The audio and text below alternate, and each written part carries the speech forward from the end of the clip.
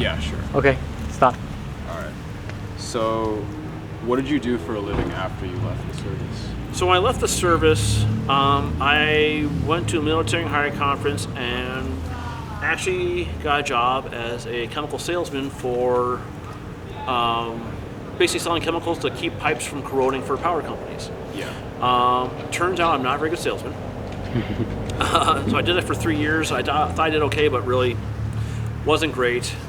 They let me go, and then I did a coding boot camp and got hired on by U.S. Bank, and I've been there ever since. Yeah. So since 2018. So, how do you think your service changed you as a person? Expectations. I face this now. It's kind of frustrating. Where I need something to be done. I ask for it to get done, and it doesn't get done. But I've asked you to get it done. I'm trying to be nice here, and so especially when you have positional authority, I still kind of keep the positional authority mindset, right? So like, I don't just go and talk to people above my boss unless my boss knows. I make sure that he knows what I'm doing, and that kind of idea. But in my old job, like, if someone's not doing their job, I ask them nicely. If they don't want to do it, then I yell at them, and I get other people involved to yell at them as well and make sure we get things done. Because if I'm asking you to get something done, it's for a reason.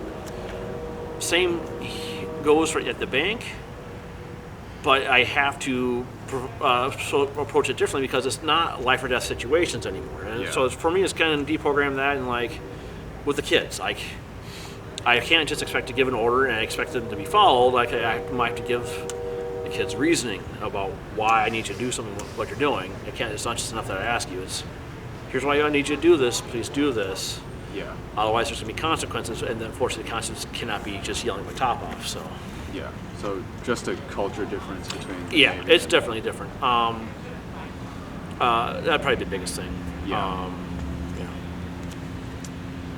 So that was pretty recent, but since then, have you joined a veterans organization of any kind? I joined the DAV, the Civil American Veterans, and I've done Wounded Warrior, but I do that for a few programs, so I'm not really that active in it. There is a Legion just down the street from where I live, but I don't tend to go there. Just spending more time with family. And right now, because I have a couple young kids at home, more important for me to stay in time with them, stay there for them, and then as they grow up and I need more things to do, I might spend more time looking for some of those organizations, but I'm not heavily involved right now.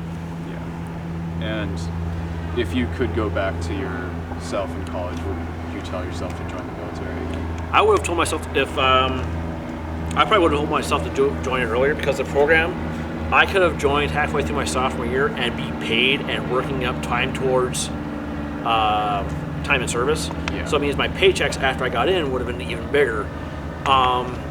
If that's going to be my eventual path, I would have done that so much sooner. There's a guy who basically did that halfway through the sophomore year, got into the program, was getting paid E5, E6 rate for those 2.5 years while he was in college, and then he has an extra 2 years, because every 2 years you get a mandatory raise. Yeah. And we have more time in service, that's more money. That would have been nicer, but yeah, I could see myself doing it sooner. Yeah. So, just last of all, is there any message you'd like to leave for people who might watch this interview? Understand one thing about the military, I guess you would have to say it's less about the self and more about the mission. Whatever that mission is, either put yourselves in the direct line of fire in the Army, Marines, getting that intelligence to the Air Force, or being the tip of the spear for the submarine force. Either they're gathering the intelligence that no one else can gather, or being there and ready to fire and not having anyone know about it until it's too late. Yeah. It's an act of selflessness and hopefully honor, and that I would say, you can't be more philosophical about it than that. It's a different group, but part of it has to be that way, because you're doing things that most normal people shouldn't want to do. Yeah. But you're doing it hopefully for a good reason. Well, that's about all the questions I have. So Okay. yeah, thank you for talking to me today. No, thank you. Yeah. Good luck.